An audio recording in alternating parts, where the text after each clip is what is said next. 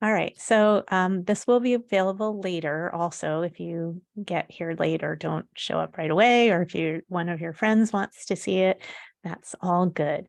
So welcome to the Road to Healing. This is a masterclass about energetic healing. I have just a little bit. I want to start off with kind of how I got how I got mixed up in healing, um, the healing arts. Because my mother was diagnosed.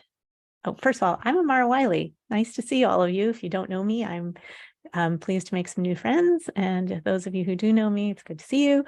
I will try to pop over to the Facebook chat. I'm on Zoom right now to check and see if people are putting comments. Bear with me.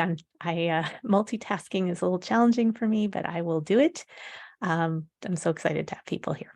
So the story that I wanted to tell was about my mom. So my mom was diagnosed when I was 13 with a illness called myelofibrosis, or achnogenic myeloid metaplasia, which basically meant that her red blood cells, um, her bone marrow stopped making red blood cells, and miraculously, her spleen took over and started making red blood cells. And so that's part of the secondary immune system, which doesn't usually have a job, but got a job from her because her bone marrow stopped working. Today, we know that that illness is classified as a blood cancer. Back then and today, most people who are diagnosed with it have 10 years at most to live. And so my mother launched into everything she could possibly think of to do to make sure that she could live more than 10 years. So she changed her diet. We had like Twinkies and like all kinds of crappy food in the house beforehand. She like completely changed her and everybody else in the house's diet.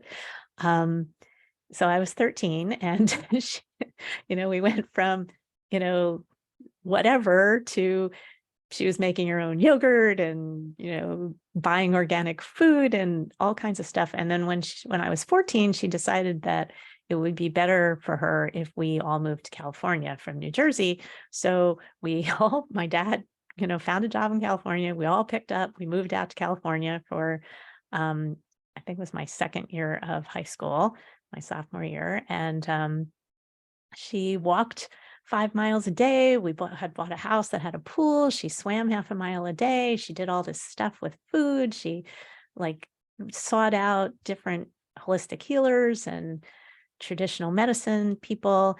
And, so like 9 years after that, or 8 years after that, she got really, really sick. She got pneumonia, and she went to the hospital and was in the ICU. And even then, she like had Barbara Brennan, who's a light worker, Reiki master, who's pretty famous, came to do Reiki on her. She had an acupuncturist. She tried all this stuff, and she got better, though she wasn't the same after that. And then right around 10 years after she was diagnosed, she got a blood clot in her leg and she went to the hospital, and a few weeks later she died. And we learned later that she had liver cancer. So I'm telling you this story because this began my road to trying to understand healing. And I was devastated. I was really close to her. I was 23 when she died. And I'd been out of college for a year and I just was so sad. And so a friend of mine invited me to come with her, and paid for me as a gift to get a soul retrieval with a shaman. And I didn't really know very much about this. That wasn't a thing for me. I didn't really know about shamanism, but it was the most amazing experience. And the woman that we went to see knew stuff about me that I would not have said that anyone could know. It was before the internet. People can't look stuff up. And she found my power animal, which I would not have believed her had she picked any other animal, but this was really actually an animal that was fairly obscure and did seem like the perfect animal for me. So I wanted to learn more about that. And I also kind of had in the back of my head, what is this thing that, my mother tried so hard she kept saying, I'm going to live to 126. She died when she was 65. What is this thing about healing where, she did everything she could do and she still died? And so I guess part of my journey has been to kind of understand that and to come to terms with what happened with her. Now, clearly, when I was young, there wasn't very much I could do other than knowing that she wasn't going to make it probably at some point. Um, I didn't know that she had a 10-year expiration date, but I guess she did because that was what was common, even though she was doing the best she could to believe otherwise. And I do think that mindset is partially what affects us. She had had an exposure to a chemical that's now um, illegal called chlordane when she was young. And the theory is, because of course we don't really know what causes anything, we don't know what we don't know. She and her husband from that time both got sick with different things. He got Parkinson's, she got this myelofibrosis thing. So that was what she thought had happened. And she, you know, this is so fast forward, I decided back after I had this shamanism experience that I would learn as much as I could about that. So I found a school. I moved back. I moved around a little bit while I was still trying to figure myself out. And then after, I don't know, 5 years or something, I found a shamanism school in New Jersey where I had ended back up in Jersey. And it was called the Center for Transpersonal Body-Mind Studies in Metuchen and doesn't exist anymore. I think the teacher moved out west somewhere, lost track of her.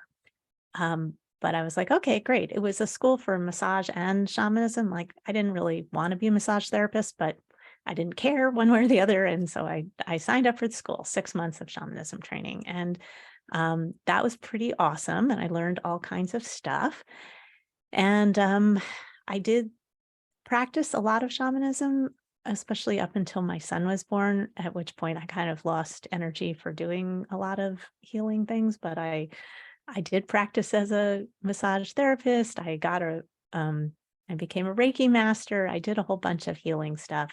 And then throughout time, I've taught shamanism and various kinds of healing. But I wanted to take all of this and, just synthesize it. And so my body did the perfect thing and got sick because there's a thing called the wounded healer where healers are often given some kind of illness or injury as they start out on the path of healing, which they then have to overcome.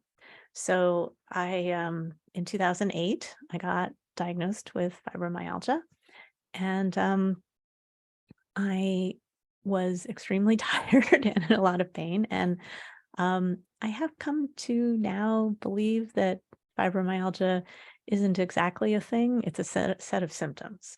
But it's not necessarily an illness in the way that people think of it. It's chronic. It's an autoimmune thing, but nobody really knows what causes it. Nobody really knows how to treat it. So I try not to think of things like that as illnesses because it's the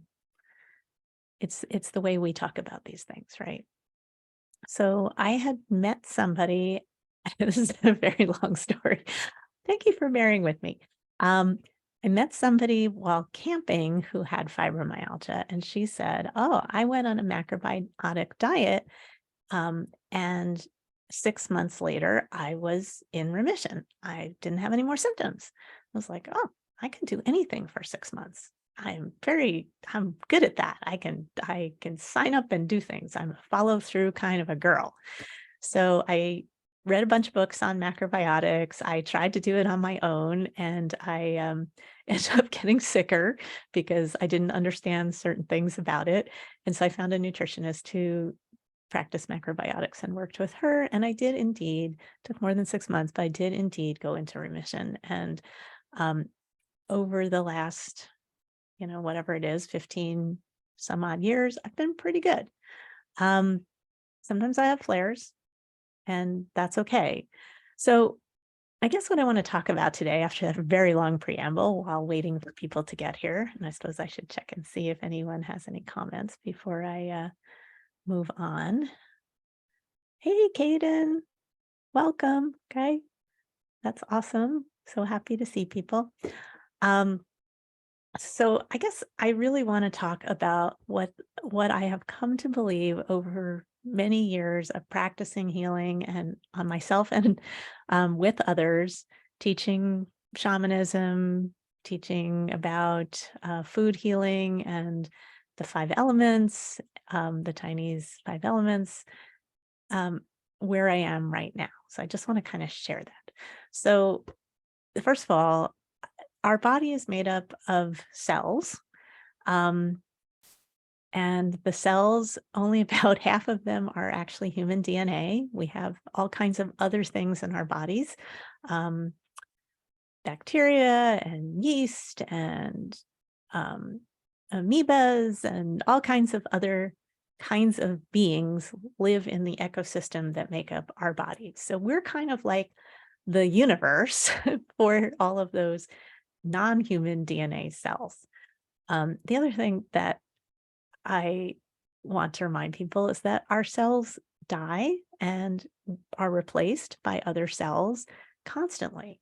So we already experience the miracle of healing on a small scale, um, on a daily basis. So, for instance, if you cut yourself on a knife when you're chopping vegetables or whatever, your skin will close up and heal, and it usually will not even leave a mark. Sometimes you get a little scar, but often it's like it never happened. Um, so that's a pretty amazing thing that our bodies can do. And I really believe that um, our bodies, because they are so miraculous and so in flux all the time, right? With the cells dying and being reborn, that we can cure ourselves of just about anything. Despite what happened with my mother and all of her effort to try to help herself, um, and no blame, she really did try, but there were things that she didn't really understand about energy, that she was an atheist and she wasn't clued into energy, and it wasn't her thing, and that's totally fine. Um, and no blame, right? She really did try everything. So, or everything that she saw was available to her. Um, so when I went through the macrobiotic phase of my life to treat fibromyalgia, and for those of you who have it, my sympathy, it is rough. So I'm not trying to minimize it by using air quotes or saying it's not really a thing. I totally understand that you're going through stuff.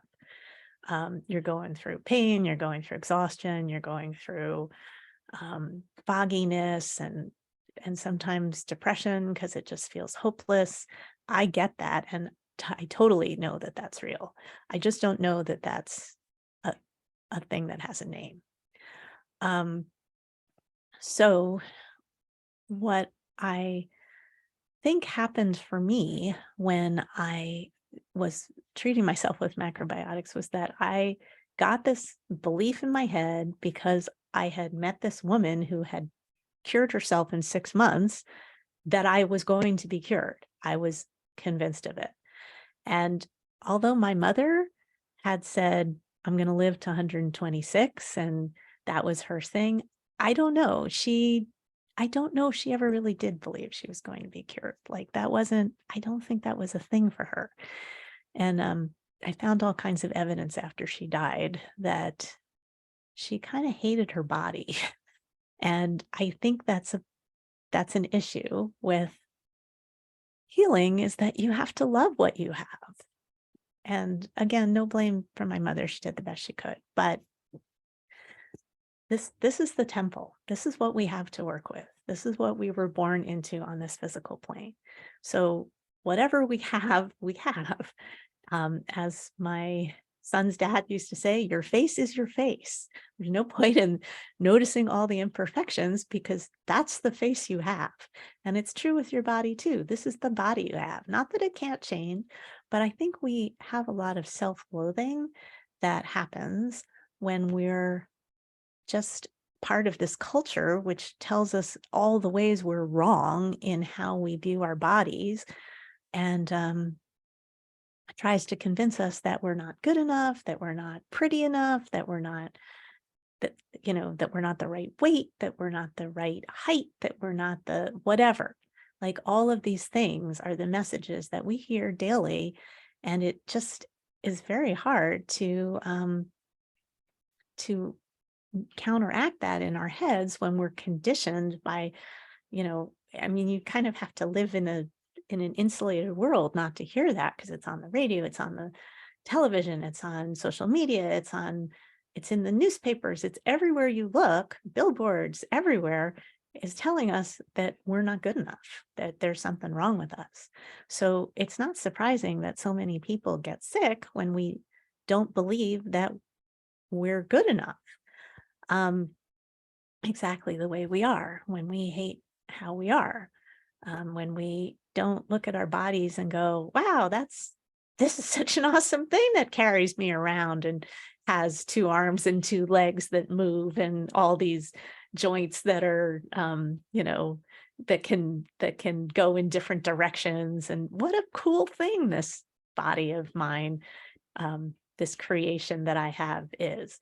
And we go, no, I've got a little fat on my belly and that's weird. And I've got some wrinkles under my eyes and that's weird. And, we see all the little imperfections instead of seeing how cool it is that we have this thing we can move around with, um, that can hold our amazing minds that are made up of not only what's internal, what our feelings are, what our beliefs are, what our thinking is, but also what's divine.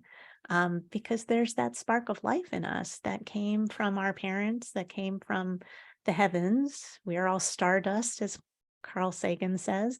And so, this thing that we inhabit, this bodysuit, is pretty damn cool. So I encourage you, if you want to start healing anything, emotional, spiritual, mental, physical, to start loving yourself as much as you can. And that can be really hard, right? Just even looking in the mirror and saying, what an amazing person you are, how much I love you, that can be really intense. But I can tell you that when there was a woman who did this, she was confined to a wheelchair and she had a lot of things wrong. And she decided that she could either take the wheelchair and roll it off a cliff, or she could try to get better. And so every day for 20 minutes, she'd get undressed and she'd look at herself in the mirror and love herself. And now she can walk and she's become a minister and she can go out into the world.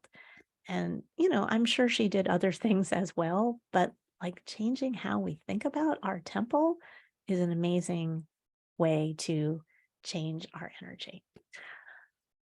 So, just gonna check again with the chat. Thanks for the kisses, Kaden. So, and I just want to encourage anybody, if you have any questions or if you want to comment, you feel free to do that either in the Zoom chat or in the Facebook chat.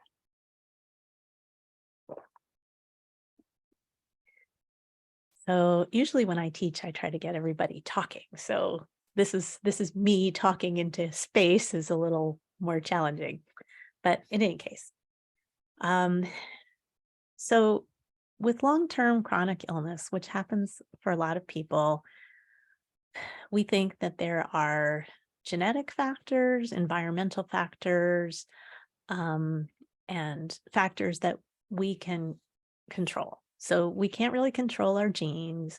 We may not be able to control our environment, though, like in the case of my mother, her ex-husband put chlordane into the paint and painted the apartment they were living in. So they had like a year of living in toxic fumes. But at that point, they didn't know anything. They didn't know that was bad. They had kept the roaches away and they thought it was a good idea. So we don't always know what the environment is or what we're doing. We can, to some degree, choose what foods we eat and what thoughts we think, to some degree, though most of our thoughts are the same kinds of thoughts as we thought yesterday.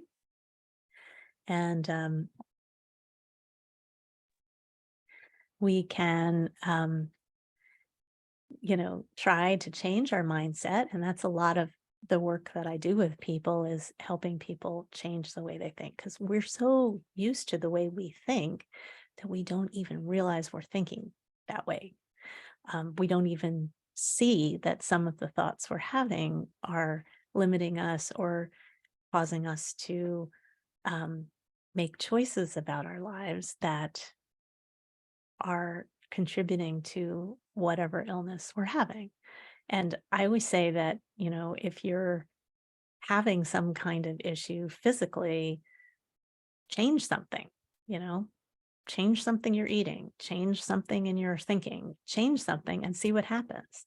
Because you might discover that it gets better or even worse, which is not bad, because then it tells you that that thing that you did had an effect. And that's really what magic is, right? What is the result? So that's kind of what I like to think about of magic. So I'll give you an example. I've had some digestion issues over the last 9 months, maybe. And I got a diagnosis. And so there's a diet that goes with the diagnosis. It's like, okay, I will try this. I got so much worse. I'm like, I don't think that's right. I don't think that's the right thing that they diagnosed me with. So now I have some information that I can try to keep looking. So I really believe that Western and Eastern medicine, or energetic and um, physical medicine, go together, and that both are needed. So I'm not trying to tell you that just doing, like, if you have a stomach ache, taking an antacid is fine, because that's part of what you're doing on the physical level of dealing with the thing. But energy is faster moving than our physical bodies. So we're kind of like stuck energy. In order to unstick our energy, we need to work on the energy field that happens at a faster vibration than our physical body. So it's fine to take your medication. It's fine to see, medical doctors. You get information from them. They don't know everything. And so you can get some help that way. And certainly sometimes it alleviates your symptoms, which allows you to do other kinds of work without you, or other kinds of play, other kinds of energy manipulation. I don't really like using the word work, because it implies that everything's hard. And I don't really think that the world has to be hard. I think it can be easy. And we can allow things to come to us and ask for guidance and allow the guidance to come to us. And that's, again, a practice. That's just us remembering to, whatever we think the bigger thing is, we all have a bigger thing. Even atheists have a bigger thing. They might call it, love or secular humanism or something like that. But there is a bigger thing. There is the connection we have to each other. There's our support system. That's the bigger thing too. The bigger thing might be called God or the universe or spirit, but it can just be the people who love us. That can be the bigger thing. And so we can connect with the bigger thing to get support around our own healing journey, whatever that is, whatever might be a problem. And if you're completely healthy and you're watching this and you're a healer and you want to help other people, then you're part of their bigger thing, right? You're part of the bigger thing for your patients, your clients, your peeps. So just trying to stay on track, check my notes. So I wanted to just, as this preamble, I want to teach, I'm starting a shaman school, a 6-month shaman school, like the one I went to 25 years ago.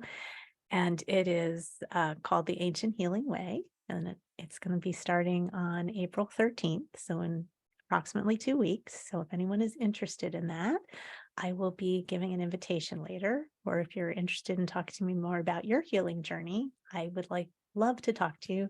I'm going to be offering free wellness strategy sessions. So you can sign up for that. I have in the comments on the Facebook the link for that. So if you want to know more about the kinds of things that I'm offering, I'm happy to have that conversation with you. But I also want to give you some more to think about on your own. And because I believe that we all can be healers. We all heal each other. Sometimes it's just the healing comes from just loving somebody. And I've seen some miraculous healing happen just from helping people believe. So an example of this is I have a friend who is having some pelvic issues, and that friend was telling me about what was going on in her life and her story and the thing when we were on a walk. And I know some of the I don't want to say too much because I don't want to out that person, but the symptoms that she was having, I knew had to do with the water element in Chinese medicine. And so she had been to a bunch of doctors, and she had said, she basically, the information she was getting was, this is just how it is, and you're just going to have to deal with it. And there's nothing we can do to help. And so she was feeling pretty despairing because she was like, now I'm stuck with this, right? I can't do anything about this. I just have this. It's painful. And I said, I absolutely believe that you can heal. I absolutely believe that you are going to find a way to not be in pain all the time. And I could see a weight fall off her shoulders because no one had said that to her. And I think hope is such an important part of healing. Believing that you can heal is a part of healing. We've seen that over and over again. And so I said, what I think you need to do is eat a lot of soup. She's like, what? I'm like, you got to eat a lot of soup. This has to do with the water element. You just got to feed your water element, have a lot of soup. And she was like, what? Okay. I'll try it. Sure, I'll try it. That's easy. So she went home and a few weeks later, she checked back in with me and she's like, I can't believe it. I'm actually better. And I was like, that's great. She's like, I've been eating all the soup, just like you said. And I was like, it's really not the soup. And she's like, what? I'm like, it's not the soup. It's that you believed you could get better. Sure, she needed to feed her water element. That's fine. But she allowed the healing to happen. She allowed whatever needed to be released, and she allowed the change to happen. And, I'm not saying that it always works that way and that fast or whatever. It doesn't. Sometimes it takes a long time. Sometimes it doesn't work. No blame. Nobody's wrong for whatever's going on. And I also think it's only helpful if people actually want help. Like if they're asking for help, like telling somebody to do something is not necessarily helpful. And I know for myself that as I'm going through this digestive journey right now, which I'm sure means that I need to change the way I move through the world some, because it's affecting somehow my digestive system. so my sister, my older sister, who I love and adore, and she's my best friend. I just think she's great, but she keeps asking me questions like I'm an idiot. And that's not helpful, right? Well, maybe you're not drinking enough water. I didn't do anything to make myself sick. Like it's not my fault. I didn't do something wrong. And I really want to say that to you too. You didn't do anything wrong. What you've been doing is what is the best you could do with the information you had. And you're not doing anything wrong right now. There's nothing wrong. Yes, you may be experiencing some body symptoms, some pain, and okay, that's fine. That's just a wake-up call. Your body's communicating with you. It's saying something you're doing isn't working. Something you're doing, but that doesn't mean it's your fault, right? It just you don't know. You don't know that that's what's happening. And it may have nothing to do with anything you're doing. Sometimes the environment or a parasite or whatever happens. It's not something we created in our bodies. We didn't make that happen. It's not our fault. Even if it was something like we did something that we think was stupid and we got sick. I don't know, we hung out with somebody who had the flu and then we got the flu. It's still not your fault, okay? It just happened. Some people will get the flu in that situation, some people won't, and somebody's got to take care of the sick people. So, if you were there taking care of the sick people or being a good friend, it's not your fault. It just happened.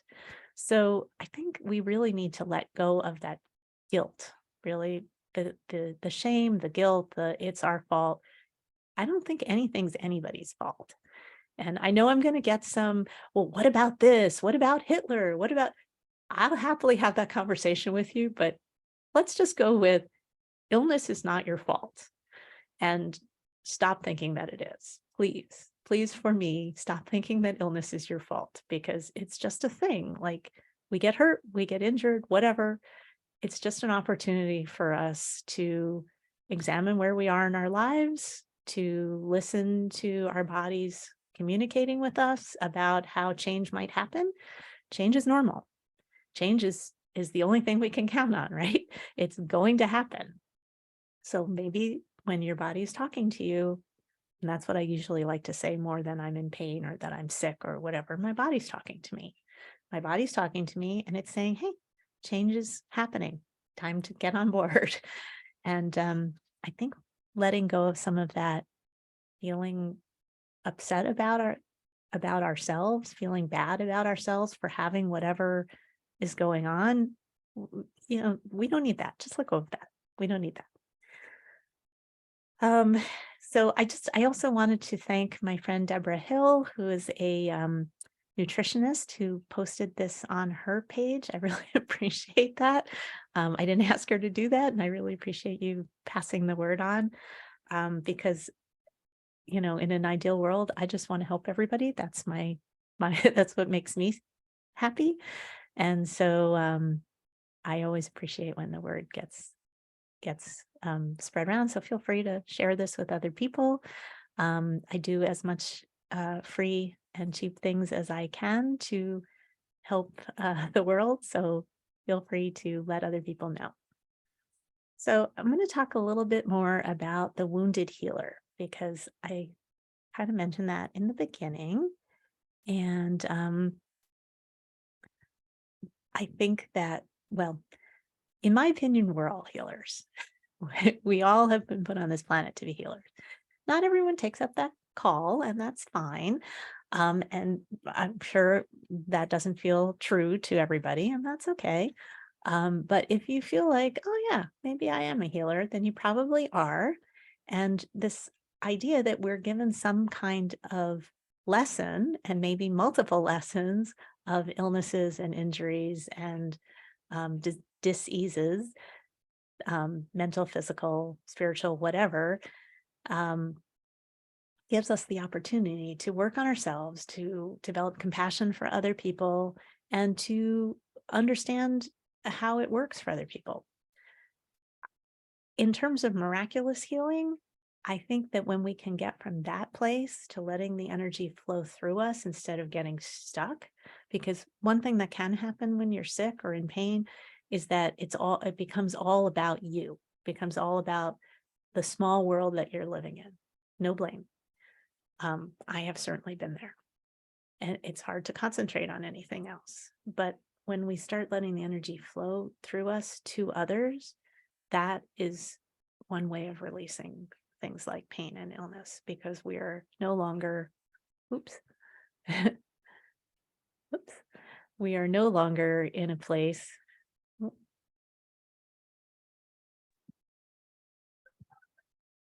Just doing some stuff to make make sure I'm still talking. So the ability that we have, yes, I definitely can put the info in this chat as well. I will do that somehow. And with the, all right, no, I can do this. I'm just going to mute you, Gina, and you can feel free to unmute if you want to say anything. So now's a really great time to take a drink of water, or to stretch your legs. I don't want anyone to get tired sitting here. Feel free to get up, walk around, come back, drink. I'll probably talk for another 15 minutes or so, but if you have any questions, feel free to put them in the chat. And I will put the Ancient Healing Way information in the chat also. And Gina, if I don't find it and get it to you, I will email it to you. So here we go. So coming back, where am I? Oh, so I want to talk a little bit about our energy body, because I did promise that this was a talk about energetics. So the way I see it is that our energy body, our aura, the system that is usually co-concurrent with our physical bodies and might be slightly larger. So our aura is usually 6 to 18 inches surrounding our bodies, like a big giant egg or balloon or something. And it can expand or contract. Like you can have an aura that's like right up against your skin, or you can have one that's filling the room, and that can change. Or many of you may have heard of the chakra system. We have a lot of chakras, depending on what system you're using. For today, I'm just going to talk about 8 chakras, which are the energy points in our body that go from the crown of our head to the root of our spine. I'm not going to show all of them because I can't maneuver enough. But essentially, our crown and root chakras, which are at the top of our head and the base of our spine, or right where the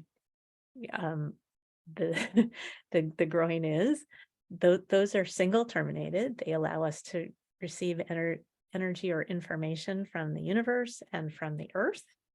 That's kind of the way.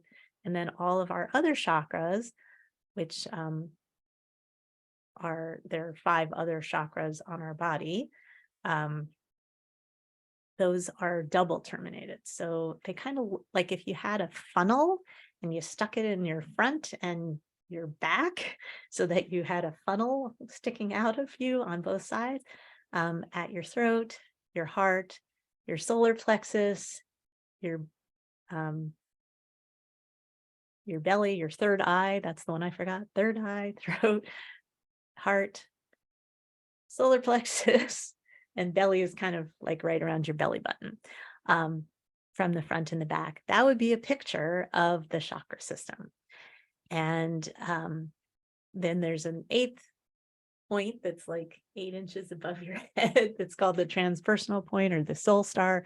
And that is a conduit from the universe into your crown. So these open chakras, or these chakras, are sometimes open and sometimes closed. And when they are open, they're receiving, and when they're closed, they are not. Sometimes it is important for them to be closed because we can't take any more energy in. And some of the uh, the feelings you may be having in your body may be related to the energy you're taking in from the outside world, and that may have nothing to do with you. If like you're in a situation where a bunch of people are shouting, you could possibly feel that in one of your chakras. I often feel it like right here, which is where your stomach is, which is where I'm having some of my issues. Not that I'm around people who are shouting a lot, but you can also take in anxiety that way. There's a lot of stuff going on a planetary level right now. The astrology of March and April is big. So if you're feeling a lot of stuff, that may not be your stuff. So I want to show you how to close your chakras if you feel like you're taking in too much of everybody else's stuff. So we also have chakra points in our hands and our feet. Like I said, there's a lot of them. So you can open and close your chakras by, and you can do this on any chakra, by taking your finger and either above or actually touching your hand or wherever the chakra is. You can go clockwise or counterclockwise and you'll feel it. Most likely you'll feel, or if you're a visual person, you'll see the chakra closing or opening, and you can just sense which way that is. So for me, this is opening my chakra and this is closing it. You can try it if you want at home, and just see how that feels. So if you feel like, your heart is really being overwhelmed, you can close your chakra for a while. Remember, close the back one too, okay? You might, I don't know, depending on how flexible you are, you might need to get somebody else to close your back chakras. And then if you feel like you're too closed off, you can open your chakras and let energy in. And so you might want to do that for a little while. I wouldn't keep your chakras closed forever because you want to let energy come in and out. So another thing you can do to help yourself with that is to do some filtering or shielding.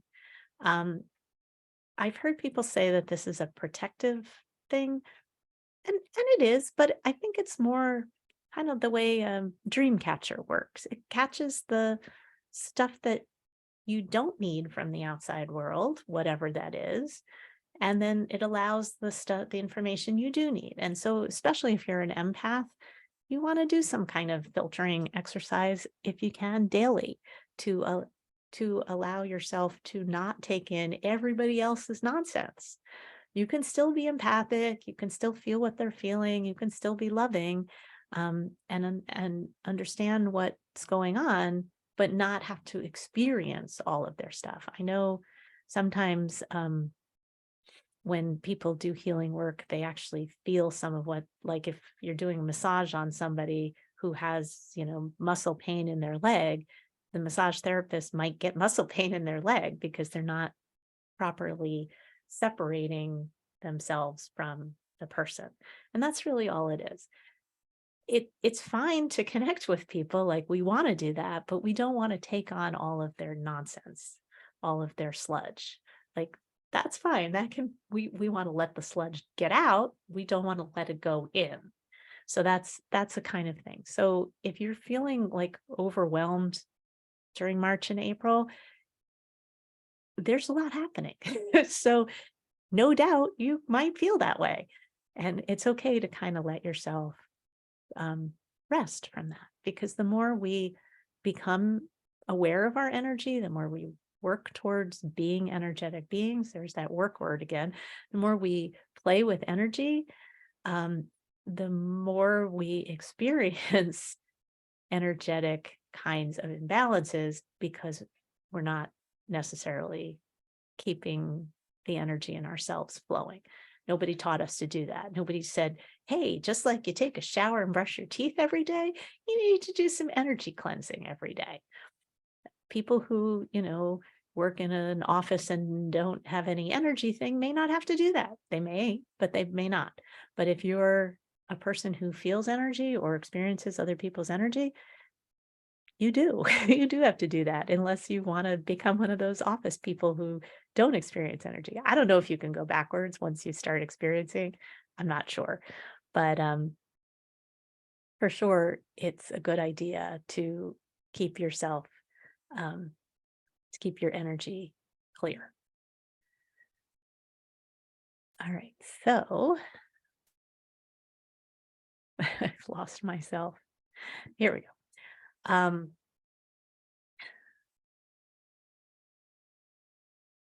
So I want to talk a little bit now that I've kind of given some background of what the energy body is. How do we heal on a cellular level? Well, I mean, I think that energy is something that we share. And part of the reason why healers can't necessarily heal themselves is because it is something that works better when we're connected to other beings. So we let energy flow through us to others. That heals both the healer and the person they are trying to heal. And it allows us to shift from being stuck and closed. I said it is okay to be closed, and it is, but it also allows us to flow. Now, if you're in a place where you're sick or feeling pain or disease right now, you may not want to be sharing energy with somebody else, but that's a time to connect with somebody else, even to the level that it's just, like your dog loves you. That's fine. When the days that my stomach hurts the most and I lie down on the couch. Now, I lie down on the couch every day. I like lying on the couch. I read, I watch television, whatever. The days I'm in pain, my cat comes and sits right where the pain is and purrs. And that feels pretty good. It's like a heating pad. The animals know. The animals know when we're sick. And no one told them. So if they know, we know too, right? Because we're animals and we can sense other people's pain and trauma. Actually, I'm going to be doing an animal wisdom class in person in Tom's River at the end of the month, the fourth Wednesday of April. That might be the last Wednesday. I don't know. It's the 26th of April. Must be. And I'll be doing starting the Ancient Healing Way on April 13th, just to get back there, and doing a miraculous healing class at my house in Hunterdon County on Sunday, May 7th. That'll be in person at my house. And I will be serving lunch for that with good macrobiotic food. So those are some things coming up. If anyone's interested in finding out more about them, you can direct message me or sign up for the wellness strategy session. And or just I will put comment. I will, I'll get the information to anybody who's interested. If you're on my mailing list, you will be getting that information as well, because I sent it out on my mailing list, and you can get to my mailing list on my website, which is my name, www.amarawiley.com. It will pop up a little thing that says sign up for the email list, and you can sign up. So that's how you get to that. I'll put that in the comments too for later. So going back to, all right, so I'm going to try to share my screen. Let's see how this works and show you a graphic that is somewhere. Show all windows.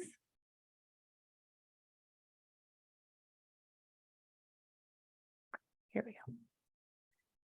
All right, so my son helped me with this. So this is a graphic of the amazing thing about your hands and your feet, if you've heard of reflexology, is that all of the points of your body are in your hands and your feet. And in the Chinese system, there's a termination point in each one of your fingers for the 5 main organs or elements in the Chinese system. So this is my hand. And you can see that, and I think this is funny. So like there's an element, a organ, and an emotion associated with each one. So for instance, your thumb has to do with anxiety. It has to do with your stomach, spleen. That's the digestive system. It's earth element. And so one thing you can do, and I call this pull your finger, is you just hold onto your finger for 30 seconds to 2 minutes, something like that. You can do either hand, you can do both hands, it doesn't matter. And if you're feeling particularly anxious, if you do that for a while, it will most likely calm you down. So you can try that. So if you want to do that while I'm talking, you can try that at home. Basically, it's a way to change the pulse in the meridian that connects to that organ. The thing I think is really funny is that the middle finger has to do with anger, and we all know what that has to do with, right? So that's kind of my little joke about that, but it's true. This has to do with the liver and the gallbladder. The pointer finger has to do with kidney and bladder. And that's water element. That's what I was talking about before with telling my friend to eat soup. It's water element. For lung and large intestine, that's metal, and that has to do with sadness or grief. And then with the heart and small intestine this is the fire element in the pinky finger, it has to do with joy and depression. And so I put on this and if you want to like take a photo of it or come back and watch it later, you can. Basically, this is how, if you want to calm yourself down, if you're feeling particularly upset, you don't even know what you're feeling, just do it all 5 fingers for 30 seconds to 2 minutes. Takes 10 minutes if you do 2 minutes a finger, and it doesn't matter which hand, or do both hands. If you get to the end of one hand and you're still feeling upset, do the other hand. And well, you can do this anywhere, right? Except when you're driving, because you need one hand to drive at least. But if you're watching TV or if you're talking on the phone, you can hold your fingers, and then you just allow your system to balance. And that's something you can do every day.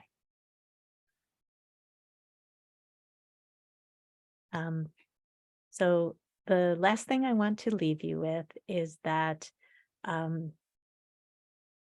we can feel in our bodies our emotions.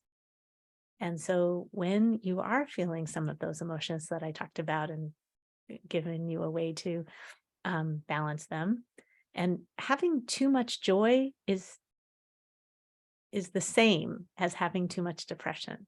Like, you can be manic, you can be depressed. Somewhere in the middle, therein lies the balance, not the, oh my gosh, I'm so happy all the time and I'm just so, or like, I think the place we want to be in is peace and harmony, right? Feeling good, but not like super ecstatic, wow, wonderful all the time, because that's exhausting, or really sad or really depressed, at other times. Somewhere in the middle is the balance. So I hope that you can look inside your body over the coming days. Just notice what you're feeling where. It's normal to have feelings in our body. It's not bad. And this is a line from G.I. Jane that I absolutely love. You wouldn't think I would like that movie, but I really like that movie. Kind of a woman power movie.